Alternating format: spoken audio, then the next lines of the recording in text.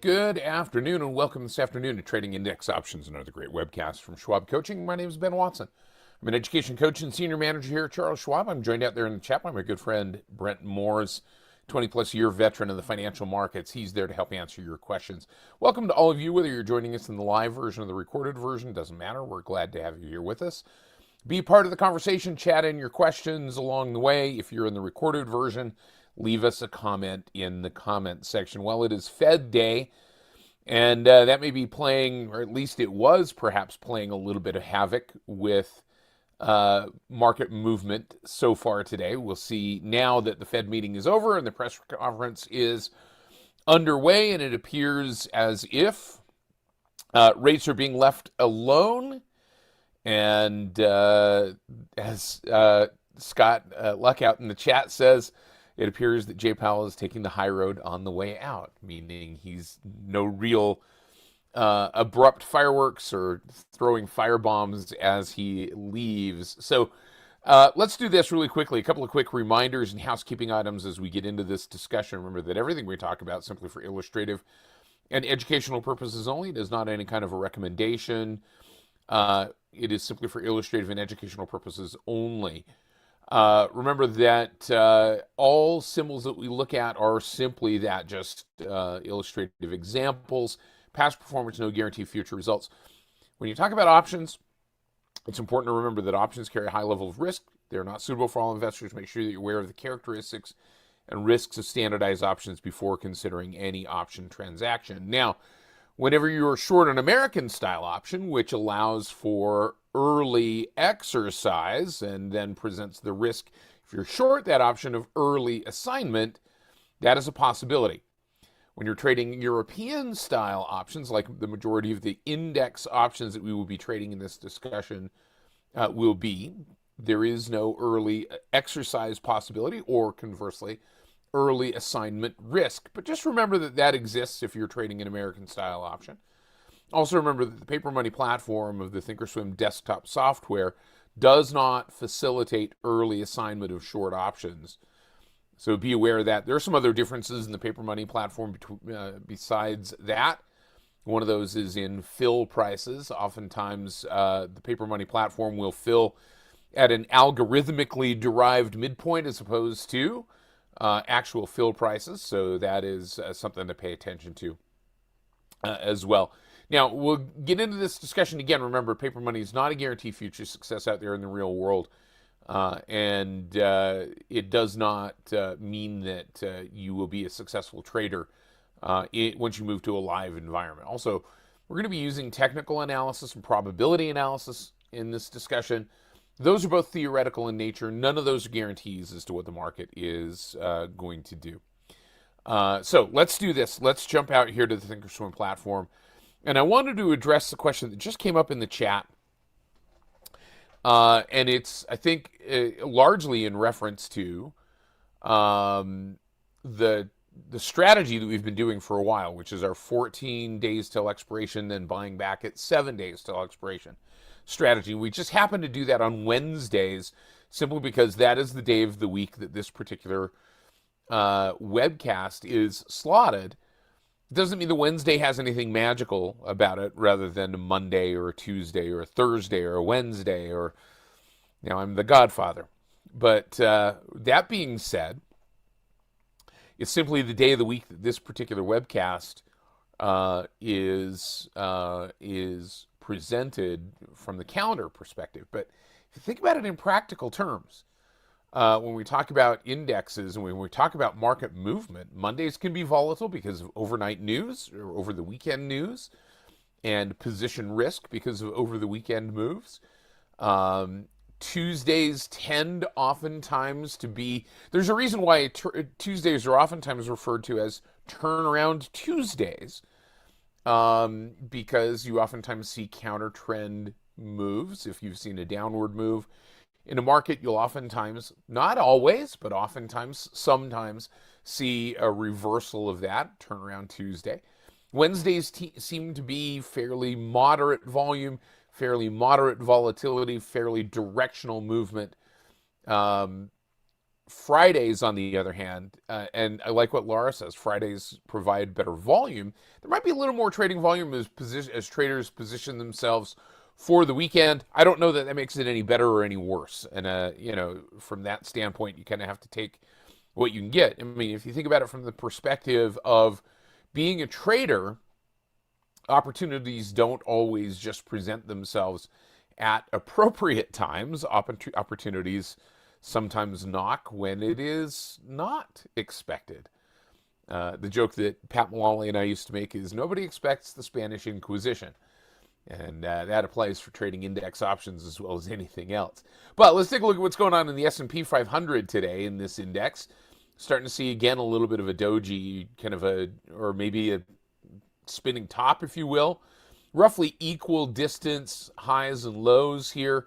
A little bit of a spinning top type of candle formation, although some net downward movement. Down about 0.2% on the day. We zoom back out a little bit. We can kind of get a sense of what's going on. I'm going to turn on the RSI here, and we'll just get a sense of that pressure kind of tailing off a little bit in terms of momentum. We've talked a little bit about that before.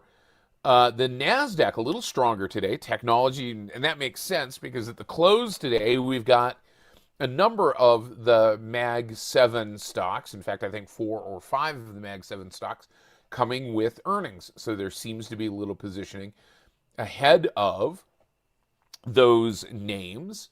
And as a matter of fact, if we were to turn on implied volatility here on the NDX, let's just do this. IMP implied volatility.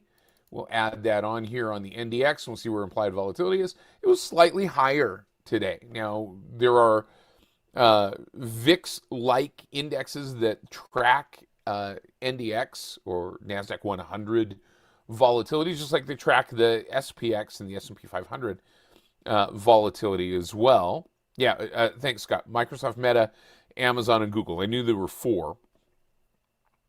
And from that standpoint, fairly active day when it comes to those Magnificent 7 or the Magnificent 10 names. And then the Russell 2000 seeing that downward movement. And this was a little bit of anticipation ahead of the Fed, I think, starting to see that coming up off of that low.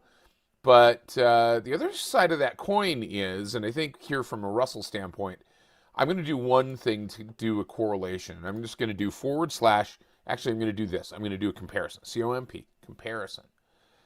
And when I do a comparison, we're going to put a comparison line on here, and I'm going to change this to /CL. This is crude oil.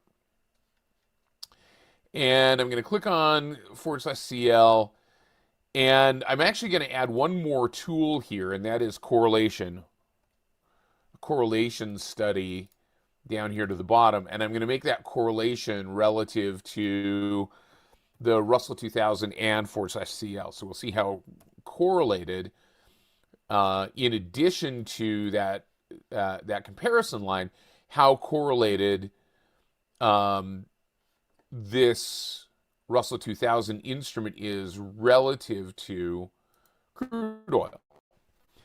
And you can see that generally it trades and moves, and it has been recently moving in pretty good opposition, pretty solid opposition to crude oil. And that makes sense from the standpoint of, think about the Russell 2000. You think about the names in the Russell 2000 tend to be small caps, tend to be perhaps more directly impacted by costs like shipping costs, like energy costs, like inflationary pressures, which is one of the reasons why this is more sensitive, the Russell 2000, more sensitive to changes in things like interest rates, for an example. So energy prices, oil prices, you see /CL, we're using the futures contract here as a comparison tool, not as a tradable instrument. In this particular case, I teach that on Tuesday mornings in my trading futures class. Brent oftentimes will fill in for me if I'm on the road or doing something. But you can see this kind of inverse correlation between the Russell and energy. And so Russell down a little bit as energy prices moving a little bit higher here In fact, notching, we're at 107. We were at 100 yesterday, so we're up 7 points in the crude oil contract from yesterday morning to today. That represents a pretty big impact to some of these small cap stocks. So that's taking this index down a little bit. So what we might look at, I know we have a position on the Russell 2000. I think Barb put that on last week in terms of when she filled in for me in terms of that 14-7 strategy. So we'll take a look at that as well and see if we need to do something with that particular trade as well. But there's the Russell 2000. We see the NDX and the SPX as well. Let's take a look at the VIX index for just a minute. I'm going to pop into our VIX grid. And here's the VIX, still well below its 50-period moving average, or 30-period moving average. In this case, even a little bit faster moving average. In this case, slightly elevated today, but it's kind of been wandering around right around this 18 handle. So volatility has been staying relatively constrained. If we take a look at the volatility of volatility, the volatility of volatility is staying, or the VVIX is the term that we, the term that we use here. Let me take this one and activate it. We'll move that back over here. Volatility of volatility is below the VIX itself, so a little bit less on an average volatility. What that maybe suggests is that institutional investors were not really willing to spend a lot to hedge. They may have been piling into hedges, but they weren't really pushing those prices significantly. So maybe selling some premium on the upside to finance some hedging, but not a lot of hedging activity going on, it doesn't seem. So maybe not a lot of worry going into this Fed meeting. I think the general consensus obviously was that rates were going to be left alone, that there was going to be a peaceful and easy transition between Jerome Powell and Kevin Warsh. And so I think you see kind of that relationship here taking volatility down just a little bit and taking that volatility of volatility down a little bit as well. So still, now that being said, we've talked a little bit about this before, that this can be an indication where VVIX moves significantly below VIX, and we've seen it a couple of times. So we go back here into the April-May timeframe last year. We go back into this June timeframe last year. We go back into this timeframe into December of last year. Those circumstances where VVIX, the volatility of VIX, dropped significantly lower, were oftentimes precedent to the VIX moving higher, and in some cases significantly higher. That doesn't mean that this is going to be that one time that it doesn't, nor does it mean that this is going to be the time that it does precede a rise in the VIX. But VIX tends to be mean reverting. And if oil prices are going up, and we see, maybe that slight increase in VIX, obviously we still have geopolitical instability. I mean, that may be an indication that we might see VIX rising. So we'll take a look at the possibility that VIX as an index becomes that mean reverting instrument that it normally is, and following kind of what it has done before in historical precedent, that anytime that the VVIX is below the VIX, that we tend to see a rise in the VIX. And so here we are once again, VVIX is below the VIX. We could see a rise in the VIX just from that particular standpoint of saying that low volatility begets buyers, right? Low volatility brings buyers into VIX instruments, into SPX options, because there's not a lot of premium to be sold. So institutional traders, large retail traders may buy protective positions because they're cheap. Buying umbrellas before the rain hits is the thing that we've kind of talked about before, that when implied volatility is low, that's the time perhaps to think about buying umbrellas, because there's that possibility of a storm on the horizon, and it's cheap to buy the umbrellas now before you need them. The worst time to buy the umbrella is after it starts raining, because that's when they get expensive. So I don't know how many people buy umbrellas all the time, right? So what's the approximate mean? Chris says, what's the approximate mean at the moment? Let's take a look. Let's go back to that VIX grid and say, hey, you know what? The mean at the moment, if you want to think about it, just as far as without getting deeper into the statistical calculation, but the mean for the last 3 years is typically tending to sit right around the 18 to 19 level. The 30-period average, and again, remember that the VIX is the 30-period average already, but the 30-period average of the 30-period average that is the VIX is about 22, and we're now down sitting at the 18 handle, the low 18 handle. So volatility is relatively low relative to where it has been. So JDML asks the question, can you trade the VIX? Yeah, absolutely. The VIX index is a tradable instrument. Let's take a look at VIX here. Now, one of the things that we've talked about with, VIX, one of the things that we've talked about with VIX is that VIX, the volatility index options, are AM settled options, which means that they stop trading the night before, the Thursday evening before the settlement. And they settle on that special opening quotation. The special opening quotation comes from the volatility levels of the SPX options the next morning as they start to open up. So there is position risk in an AM settled instrument, in an AM settled index option. There is overnight potential risk. So one of the things that, I'm sorry, VVIX. Sorry, JDM. No, I don't believe VVIX is a tradable instrument. Let's double check that. Anyway, but let's fix it. Let's kind of work through this as well.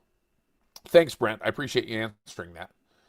But as we talk about this, again, this is one of the reasons why traders may not want to carry, especially something like an AM settled instrument, into expiration, because there is that time between the last trade on the instrument and the settlement of the contract. There is that position risk in that intervening time frame. So if we're trading VIX, we got to think about having an exit strategy that doesn't take the instrument all the way through until expiration. Close it or roll it prior to the expiration, not the expiration date, but the day prior to expiration, so that you're not caught in that position of not being able to trade it before the settlement date, the settlement time, because these will settle the next morning. They are AM settled instruments. And you also notice on some other indexes that you're going to have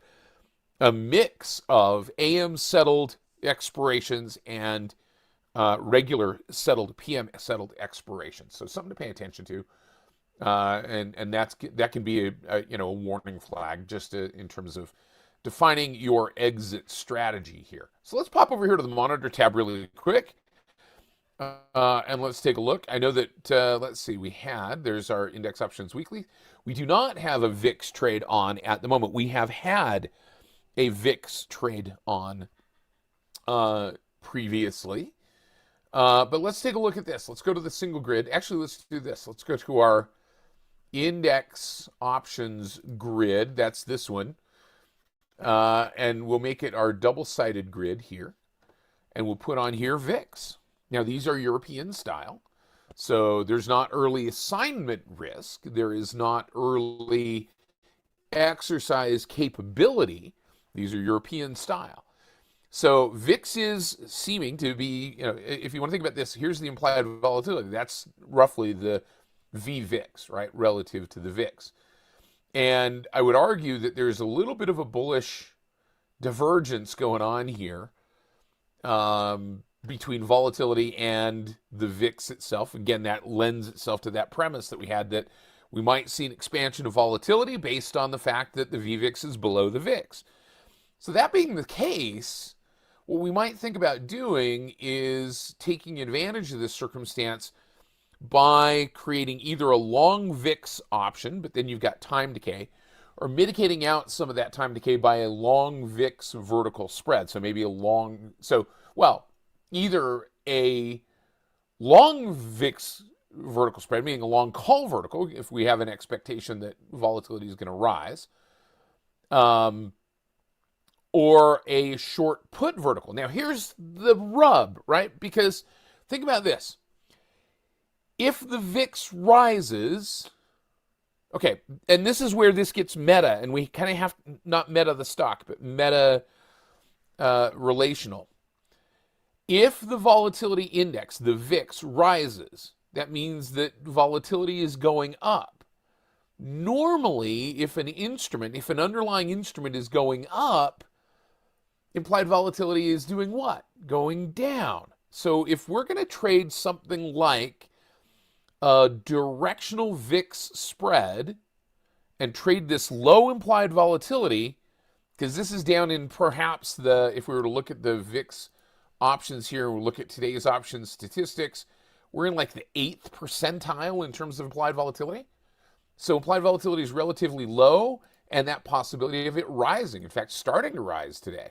So this puts us in the circumstance that maybe very possibly benefits a long vertical spread. So let's look at putting on a long call vertical spread here on the VIX, which paradoxically would benefit from the VIX going up because that would raise implied volatility overall.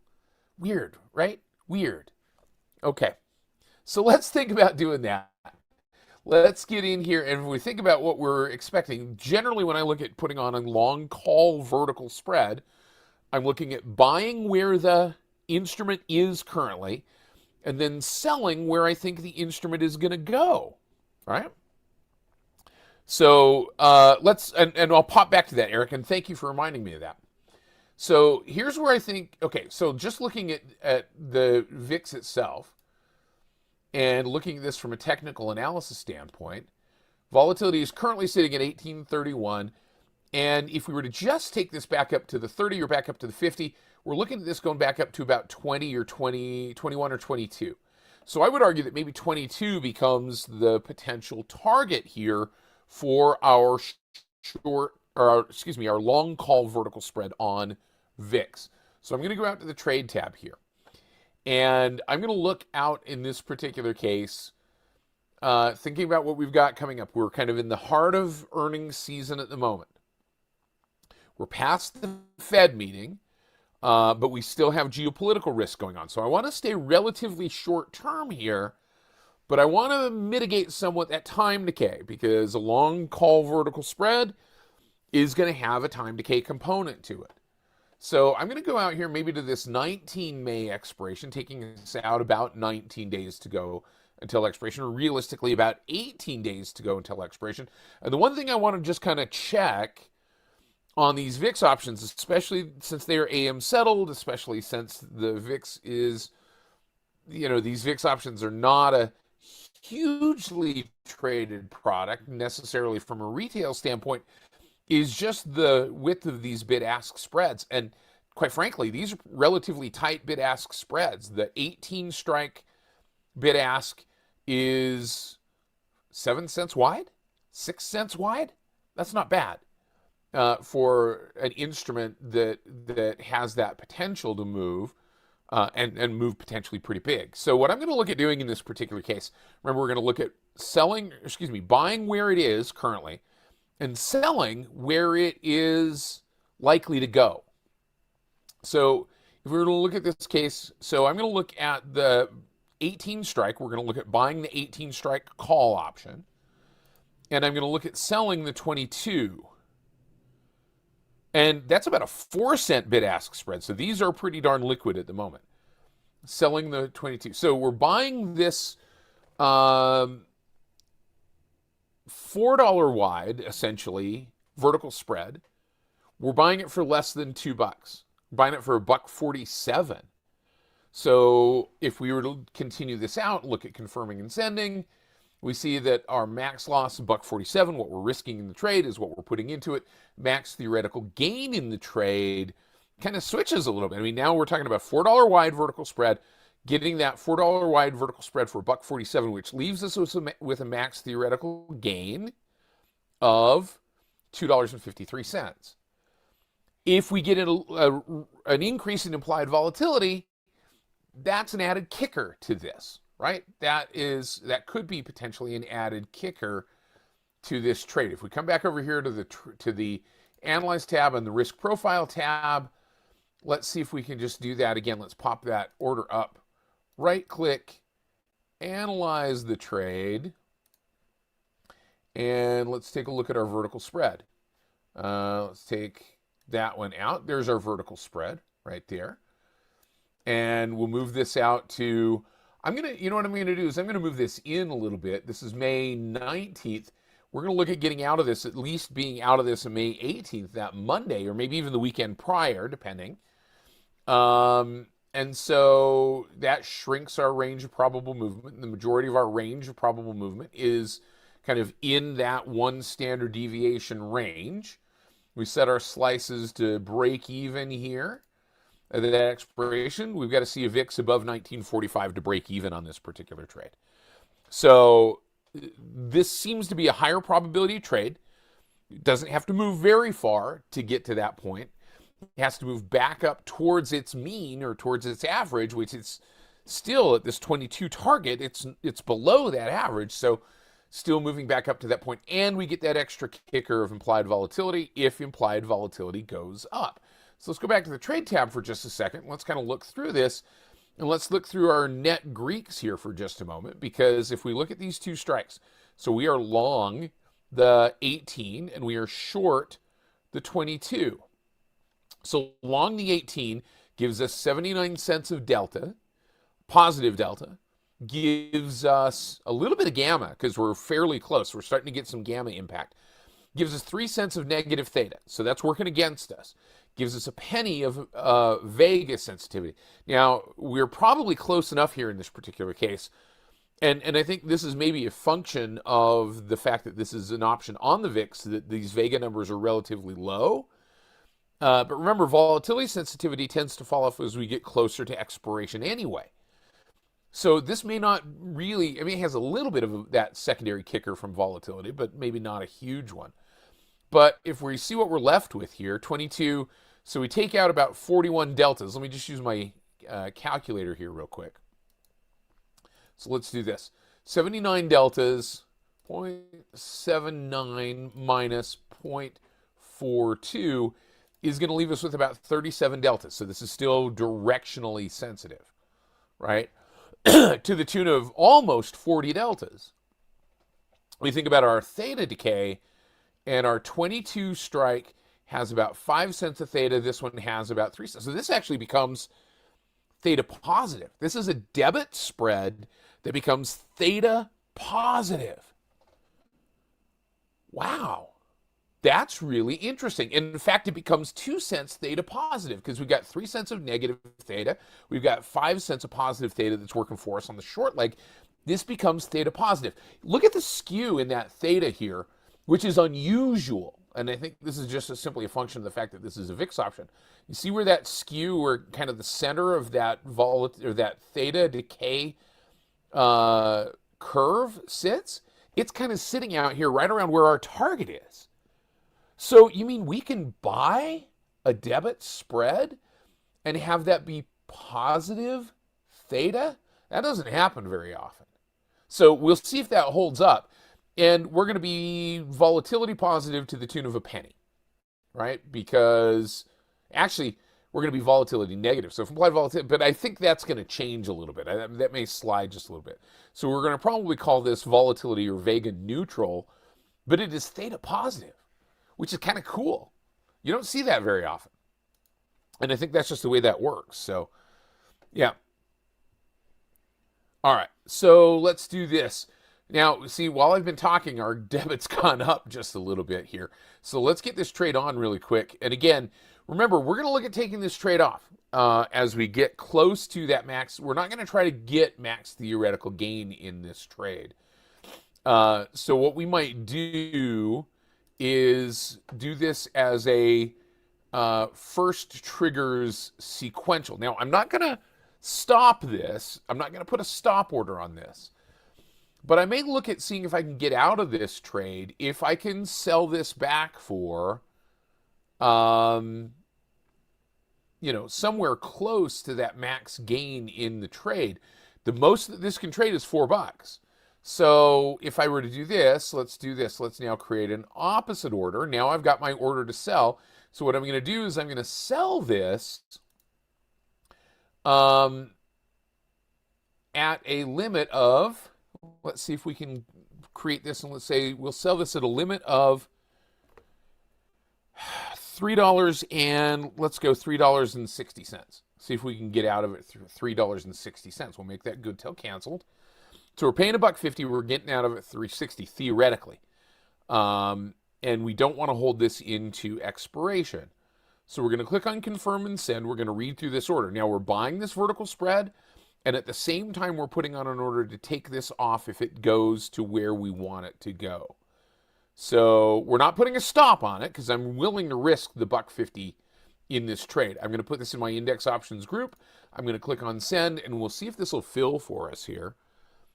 We may have to bump that a little bit because I was talking, and the market probably moved on us just a little bit. Let's see if it did. Cancel, replace. It did. It moved a little bit on us. We're going to give it a little bit. I'm going to work that order just a bit so that we can get it filled. Right click. We'll put this in our index options group. Click on send.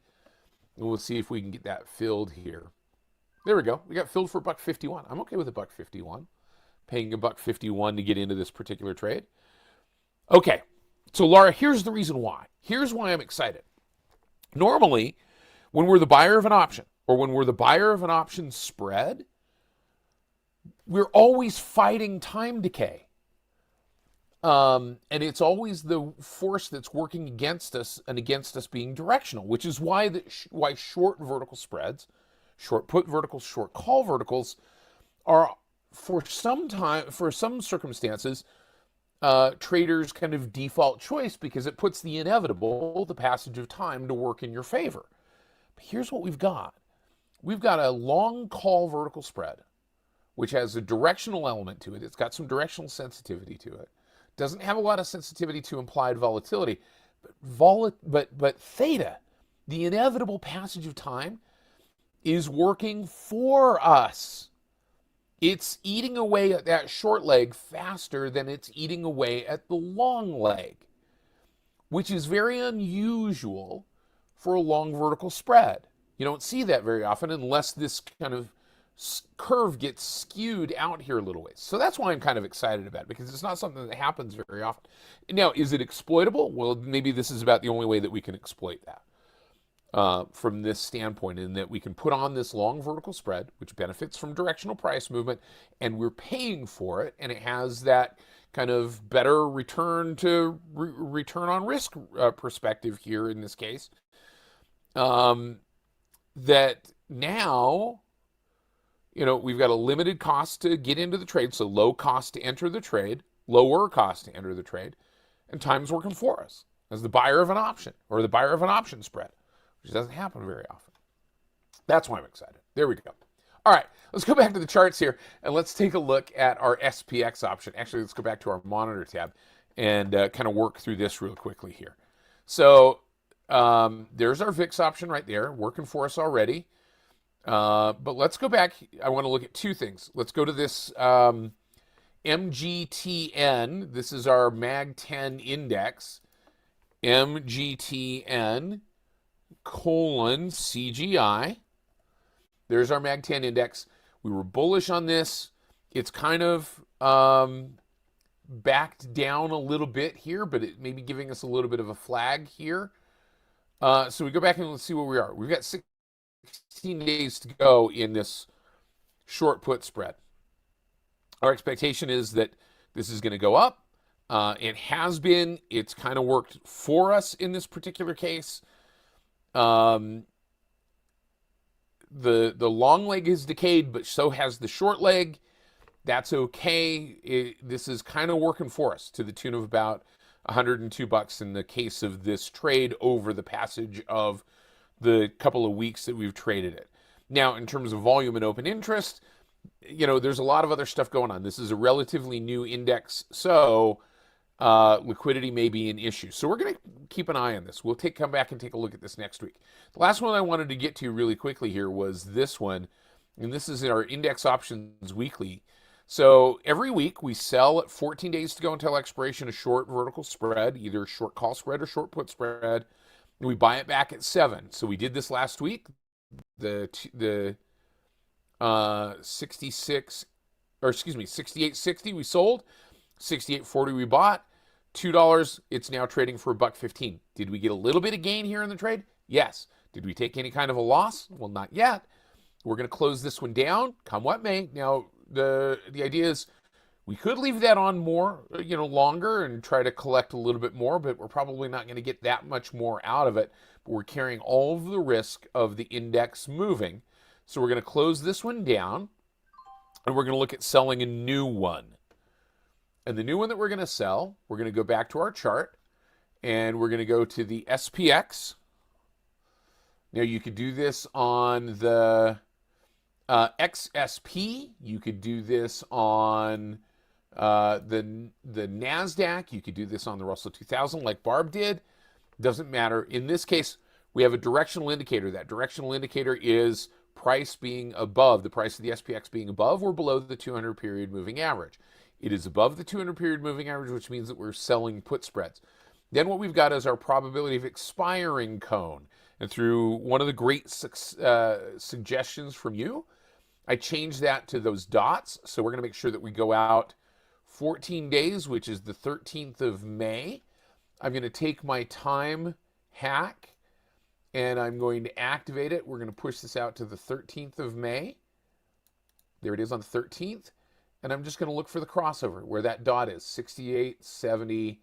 We'll call it the 68.70 level. 68.70 is right there. 68.70 is where we're going to sell this one. So now let's go back to the trade tab. We're going to go to 13 May. We're going to go to I got to add some strikes here. 130 strikes. So that's 65 up and 65 down. So we said, where were we? We were at the 68.70. So we're going to go to the 68.70 strike. Here it is right here, 68.70 strike, 16-cent delta, which is about where this normally falls. We're going to sell the 68.70, and we're going to make this 20 points wide. So we're going to go to the 68.40, and we're going to buy the 68.40. And because implied volatility is a little bit higher here, we're getting a little bit better.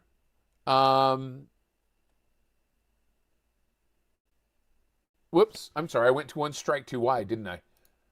Nope, we did. I went 68.70, 68.40. So I want to go 68.50. That's a little bit better, about 215, 220. I wondered why. So always check your math. Always read the order. We're going to read through this order. So we're looking at selling the 68.70, buying the 68.50, confirm and send. Risk is about $1,700. Gain is about 220. And we're going to put this in our index options weekly group. And the reason for this exercise, and the reason that we do this week after week after week, 2 reasons. 1, to establish consistency. 2, to take advantage of more rapid time decay in the front portion of this trade.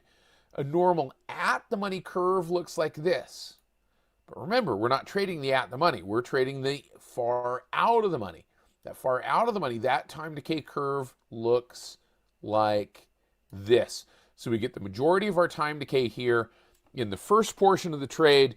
The rest of this time is just waiting, but carrying a whole bunch of risk for not a lot of benefit here in this particular case. So that's the reason for establishing this pattern of 14 days to go until expiration and then buying it back at 7 days to go until expiration, come what may. It's just a matter of establishing that consistency again and again and again and again. So building that pattern. And as I've said before, and I think some of you have heard me say this, sometimes when we're trading, especially in volatile times like we've had recently, boring is good because boring means consistency.